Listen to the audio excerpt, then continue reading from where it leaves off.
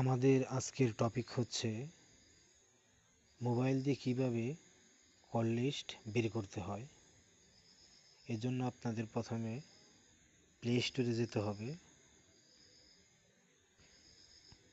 Play স্টোরে যাওয়ার পর সার্চ অপশনে লিখতে হবে E2PDF E2PDF এটা লিখে সার্চ করবেন।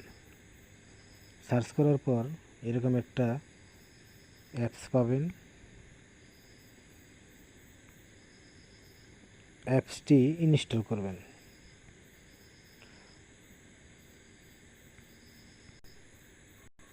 অ্যাপসটি ইনস্টল করার পর ওপেন করলে এরকম একটা ইন্টারফেস আসবে। নিচে দেখতে পাচ্ছেন ক্লিক টু কন্টিনিউয়াস।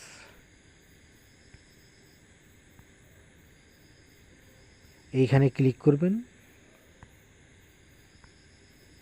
ক্লিক করার পর এরকম একটা ইন্টারফেস আসবে। আপনারা জেনারেল কল লগ এইখানে ক্লিক করবেন।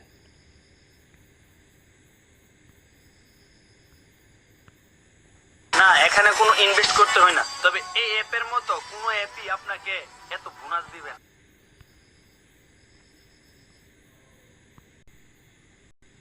অ্যাড আসবে, আপনারা ক্রস চিহ্নে ক্লিক করবেন। তারপর এখানে দেখতে পাচ্ছেন বাম দিকে একটা ডেট, ডান দিকে একটা ডেট। এখানে আপনারা কোন ডেটে আপনারা কল লিস্ট চান ওইটা লিখবেন। যেন আমি আজকের তারিখ হতে ধরেন 30 তারিখ এটা দিয়ে দিলাম। দেওয়ার পর এক্সপোর্ট টু পিডিএফ, তার আগে এইখানে আপনার একটা নেম দিতে হবে। আপনি একটা নেম দিয়ে দিবেন। এখানে আমি HRB লিখলাম। তারপর এক্সপোর্ট টু পিডিএফ এইখানে ক্লিক করব।